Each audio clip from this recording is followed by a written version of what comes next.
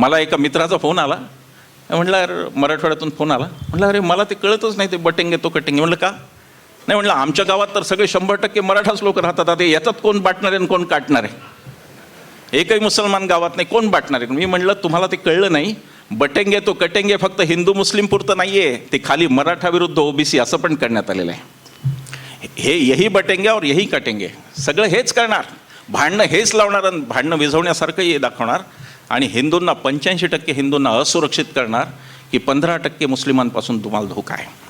आणि मुस्लिमांनी मतशक्तीतून जर बळ दाखवलं तर हे त्याला म्हणणार वोट जिहाद. वोट जिहाद हा शब्द जे भारतीय जनता पक्षाचे लोक वापरत आहेत त्यांना मी सांगू इच्छितो की हा शब्द वापरून तुम्ही थेट बाबासाहेबांचा अपमान करत आहात, कारण बाबासाहेबांनी आम्हाला वोट दिला आहे आणि त्या वोटला आम्ही धर्माशी जोडू शकत नाही. बाबासाहेबांनी एक व्यक्ती एक मत सगळ्यांना दिलं, हिंदू असेल मुस्लिम असेल गरीब असेल श्रीमंत असेल, लाडका अदानी त्यालाही एकच मत देता येतं बूथवर गेलं, त्याला काय 10 मतांनी, ही बाबासाहेबांची देण आहे आपली. आणि बाबासाहेबांनी दिलेल्या मताधिकाराला वोट जिहाद म्हणणं हा थेट बाबासाहेबांचा अपमान आहे, राज्यघटनेचा अपमान मी असं म्हणतो. त्याच्यानंतर मग कांगावे करतात. लोकसभेमध्ये झालं, फडणवीस म्हणाले की फेक नॅरेटिव्ह. फेक नॅरेटिव्ह म्हणजे काय माहिती आहे? फेक नॅरेटिव्ह म्हणजे जे अस्तित्वात नव्हतं ते सांगितलं त्याला फेक नॅरेटिव्ह म्हणतात. फडणवीसांनी लक्षात घ्यावं, एक नाही दोन नाही, तुमच्या पक्षाचे 6 लोक ऑन रेकॉर्ड म्हणलेले आहेत की आम्हाला घटना बदलायची आहे. ज्योती मिर्धा म्हणाल्या, अरुण गोविल म्हणाले, लल्लू सिंग तो अयोध्येचा खासदार ज्याला आत्ता पाडलं, रामचंद्रांनी चांगला बाण घातला एकदाच. तिकडं हनुमंतरायांनी पण दाखवलं बंगालमध्ये, ते बजरंगबली म्हणले होते त्यांनी पण गदा घातली यांच्या डोक्यात. हिंदूंचा एकही देव यांच्या मागे उभा राहणं शक्य नाही, कारण देवांना यांच्यासारखे लोक आवडत नसतात, देवांना असे लोक नाही आवडत. म्हणे फेक नॅरेटिव्ह केला. 6 माणसं तुमची म्हणतायत आम्हाला घटना बदलायची, तुम्ही शांत राहता त्यावेळी. मोदी शहा फडणवीस यापैकी एकही म्हणत नाही की हे नाही बरोबर नाही, हे बोलले ते चुकीचं आहे, आम्हाला घटना म्हणलात तुम्ही त्यावेळी. हे तुम्ही 5 वर्ष चालू दिलं, 6 माणसं बोलतायत जबाबदार पदावरची, तुम्ही तेव्हा काही खुलासे देत नाही आणि जेव्हा विरोधक म्हणतात तेव्हा तुम्ही फेक नॅरेटिव्ह म्हणता. त्याला कोणता फेक नॅरेटिव्ह होता? बाबासाहेबांच्या राज्यघटनेत ईडी वापरून विरोधक नेस्तनाबूत करावेत असं सांगितलं का? ते घटनेच्या विरोधात नाही का तुम्ही तुमचे वागताय? निवडणूक आयोग ताब्यात घ्यावा घटनेने सांगितलंय का? तो स्वायत्त आयोग आहे. नियोजन आयोग बाबासाहेबांच्या राज्यघटनेतला रद्द करावा हे बाबासाहेबांनी सांगितलं का तुम्हाला? ते नाही, तुम्ही ते केलं. 100 गोष्टी सांगू शकतो मी. फडणवीसांनी आमच्यावर चर्चेला यावं, कुठेही आणि कधीही चर्चा करण्याची आमच्या तयारी आहे. RSSच्या मुख्यालयात सुद्धा चर्चेची तयारी आहे. त्यांनी आमचं आव्हान स्वीकारावं. आम्ही सिद्ध करून दाखवू 100 गोष्टींनी की तुमचं कसं घटना तुम्हाला तोडायची आहे ते. म्हणजे चालेल तिथपर्यंत चालू द्यायचं, रुजलं तर रुजलं, पचलं तर पचलं, पुढे गेलं तर गेलं. आणि जर अंगावर आलं, महाराष्ट्रात आलं तसं, मग मात्र फेक नॅरेटिव्ह म्हणायचं. फेक नॅरेटिव्ह नव्हता तुम्हाला राज्यघटना.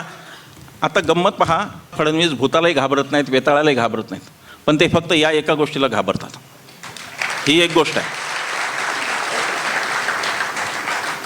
आणि मग त्याच्यात त्यांनी उणेदुणे काढले. काय काढलं? आता ही वही मी आणि असीम राहुल गांधींच्या स्टेजवर परवा होतो नागपूरला संविधान सन्मान संमेलनात, आणि तिथे ही वही दिली. हिचं मुखपृष्ठ संविधानाचं आणि याच्यामध्ये सरनामा छापलेला आहे. आणि हे म्हणजे हे सगळ्यांना माहिती आहे की ही एक वही आहे, संविधानाचं पुस्तक.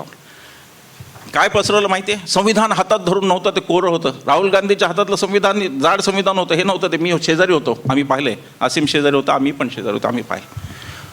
पण काहीतरी आग लावत राहायचं. लोकांना आता कळलं आहे संविधानाचे विरोधक कोण आहेत आणि संविधान कोणाला पाहिजे हे लोकांना कळलं आहे. हे म्हणे लाल रंगाचं का आणलं? काय किती रंगांधळेपणा असतो तो दिसतो की म्हणे लाल रंगाचं का? संविधानाच्या आता आम्हाला दिलं त्याचं पिवळं कव्हर आहे, माझ्याकडे आहे एक त्याचं कव्हर हिरवं आहे.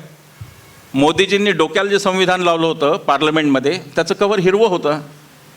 कुठे ते केशरी असू शकेल, कुठे ते पांढरं असू शकेल.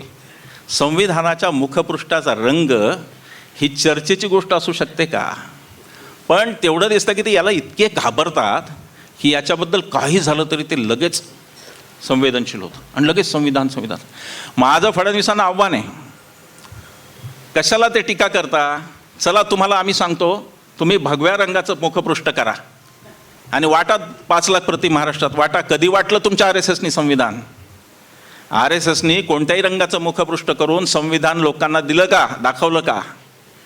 RSSनी संविधानाचा कधी सन्मान केला? बाबासाहेबांना आधुनिक महर्षी असं म्हणून कोणी हिणवलं? हे संविधान या देशातली माणसं कधीही स्वीकारणार नाही हे कोण बोललं?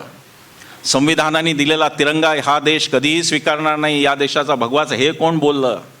आणि आज आम्हाला हे संविधान शिकवतायत. मी माझ्या भाषणांमध्ये नेहमी म्हणतो, आधी पण म्हणलो की त्यांच्याकडून राष्ट्रवाद शिकायची वेळ आली ज्यांनी राष्ट्रपित्याची हत्या केली, राष्ट्रगीत नाकारलं आणि राष्ट्रध्वज नाकारला. त्यांच्याकडून आम्हाला आज राष्ट्रवाद शिकायची वेळ आली. संविधानाचा आणि गोळवलकरांचा, संविधानाचा आणि हेडगेवारांचा कधी काय संबंध आला हे RSSनी सांगावं. त्यांचे जे भाजपचे मुखर्जी होते त्यांचा काय संबंध आला ते भारतीय जनता पक्षाने सांगावं, मग संविधानावरती बोलावं. ज्या गोष्टीवर तुमचा विश्वासच नव्हता त्या गोष्टीचंही तुम्ही भांडवल करणार, ही फार आश्चर्यकीय गोष्ट आहे. पण राहुल गांधी संविधान घेऊन उभे आहेत, पवार साहेब संविधान घेऊन उभे आहेत, उद्धव ठाकरे संविधान घेऊन उभे आहेत. ही यांची मोठी डोकेदुखी आहे. संविधानाने यांना हरवलं आहे. महाराष्ट्रात सगळ्यात प्रभावी मुद्दा संविधानाचा राहिलेला आहे आणि तो फक्त काही म्हणजे भरभरून मतं सगळ्या समाजांनी दिलेली आहेत.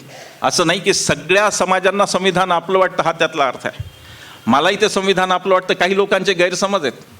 काही लोकांना असं वाटतं की संविधान आणून बाबासाहेबांनी दलितांना मुक्त. अरे नाही, बाबासाहेबांनी या देशातल्या 97% प्रजेला मुक्ती दिलेली आहे. जर संविधान जर नसतं आणि संविधान जोपर्यंत नव्हतं आणि मनुस्मृतीचं दहन झालं नव्हतं तोपर्यंत माझी आई, माझी बहीण, माझी बायको, माझी मुलगी सगळ्या शूद्र होत्या. त्यांना माणूस म्हणून जगायचा अधिकार नव्हता. बाबासाहेबांनी माझ्या आईला, बहिणीला, बायकोला मुक्ती दिलेली. हे मला इथे सगळ्या बसलेल्या प्रत्येकाला आपल्याला हे लक्षात. या देशातले OBC, या देशातले दलित, देशातले अल्पसंख्याक, या देशातले हिंदूसुद्धा या संविधानाची RSSवाल्यांना खरं प्रशिक्षण दिलं पाहिजे. आम्ही फुकटात देऊ माहिती त्यांनी सांगितलं. त्यांनी सांगावं आम्हाला नागपूरहून आम्ही फुकट ट्रेनिंग द्यायला जाऊ त्यांना. संविधान वाचलं का बघा. हे असं संविधान आहे ज्याच्यामध्ये अलौकिक एकाही धर्माचा उल्लेख नसलेलं हे संविधान आहे. कुठल्याही धर्माचा उल्लेख न करता लिहिलेलं हे संविधान आहे.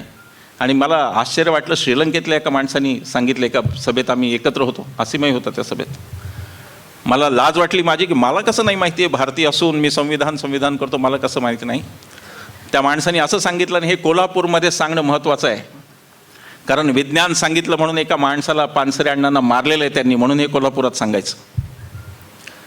ते सांगायचं हे की भारतीय संविधान हे जगातलं एकमेव संविधान आहे ज्याच्यामध्ये शास्त्रीय दृष्टिकोन अर्थात सायंटिफिक टेम्परामेंट हा शब्द आहे.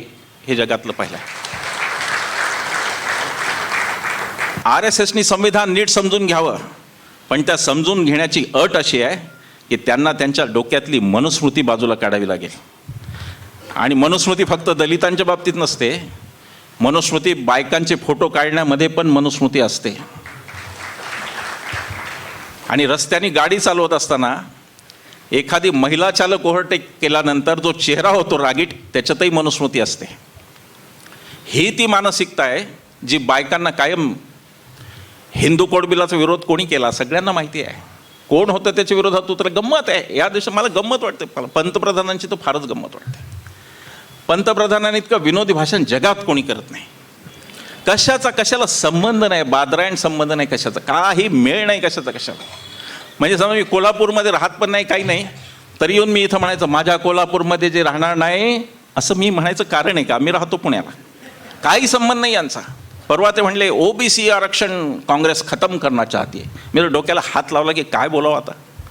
OBC आरक्षणाचा मंडळ आयोग इंदिरा गांधींच्या काळात आला. त्याच्या शिफारसी VP सिंगांच्या काळात. तुमचा संबंध काय आहे? मंडल आयोगाला कोणी विरोध केला? मंडल आयोगाला राष्ट्रीय स्वयंसेवक संघाच्या अभाविपने विरोध केला. एक मला ते नाव नेहमी आठवत नाही, आत्महत्या केली त्या मुलांनी, गोस्वामी नावाचा कोणीतरी तरुण होता त्यावेळी. तो अखिल भारतीय विद्यार्थी परिषदेचा होता आणि आरक्षण येऊ नये मंडल आयोग म्हणून त्यांनी केली. यांचा पक्ष संपूर्ण मंडल आयोगाच्या विरोधात उभा होता. VP सिंगांचं सरकार पाडण्यापर्यंत यांनी केलं. आणि आज हे म्हणतायत काँग्रेस OBC आरक्षण घेऊन. काय संबंध लावायचा आणि काय बोलायचं? बालवाडीत असल्यासारखं वाटतं कधी कधी की जे आपलं खेळणं नाही ते माझंच खेळणं आहे म्हणणारा एखादा मुलगा असून तसं काहीतरी वाटतं. आणि तुमचा काही संबंध नाही त्याच्याशी. या देशातल्या आरक्षणाशी तुमचा कोणत्याही चांगल्या गोष्टीशी संबंध नाही आहे. मनमोहन सिंगांच्या काळात मी सांगितलं, मागच्या सभेत रिपीट नाही करत, 6 कायदे आले. भूमी अधिग्रहण, मनरेगा, अन्न सुरक्षा कायदा, आपलं ही कोणती शिक्षणाचा हक्क, माहितीचा अधिकार, सगळं मोदींच्या 10 वर्षात दाखवावं एक कायदा लोकांच्या हिताचा आलेला. अदानीच्या हिताचे आणि पार्लमेंटचं काम फक्त भांडवलदारांची कर्ज माफ करणे हे ठेवलं. तुम्ही काहीही केलं नाही ते तुम्ही दाखवा लोकांना. हे नॅरेटिव्ह घेऊन येणार, हे फेक नॅरेटिव्ह आणणार, महाराष्ट्रात भांडणं लावणार. सावध राहण्याची वेळ आपल्यावर आहे. आपण आणि हे नॅरेटिव्ह फेल गेलेलं आहे. ते बटेंगे तो कटेंगे संपलं. इतकी खिल्ली उडाली त्याची सोशल मीडियावर. आमचे घोटगाळकर साहेब खूप तिथं सक्रिय असतात फेसबुकवर, त्यांना माहिती आहे. इतकी खिल्ली उडवली, जे यांनी शस्त्र म्हणून वापरलं ते सगळं आज यांच्यावर उलटलेलं आहे. जो सोशल मीडिया द्वेष पसरवण्यासाठी वापरला तो आज यांच्यावर इतका उलटला की जर 10 पोस्ट राहुल गांधीचे ट्रोलिंग करणार असतील तर 90 आता मोदींची ट्रोलिंग. ही देशात संस्कृती तुम्ही चांगली. हे राहुल गांधीला पप्पू आता बाप झाला. पप्पू ऐकत नाही कोणाला. पप्पू आता वाभाडे काढतो पार्लमेंटमध्ये. पप्पू झाला. पप्पूची आता तुम्ही तुमचे बघा काय होणार. आम्ही काँग्रेसच्याही विरोधात लढलो. माई साक्षी आहेत. SEZच्या धोरणाला ND सरांनी विरोध केला, आम्ही त्यात होतो. आम्ही काँग्रेस आणि राष्ट्रवादीच्या विरोधात खूप लढलेलो. पण त्यांनी आम्हाला मारायला पुण्याच्या रस्त्यावर कधी माणसं नाही पाठवली. उद्धव ठाकरे असतील, शरद पवार असतील, राहुल गांधी असतील, या माणसांना लोकशाही कळते म्हणून आम्ही त्यांच्या मागे उभे होतो. आणि यांना लोकशाहीचा काही यांचा संबंध नाही, हा खरा मुद्दा आहे. आणि त्याच्यासाठी आपण यांच्या विरोधात आहोत. बाकी यांचं ना आपलं काय भांडण नाही.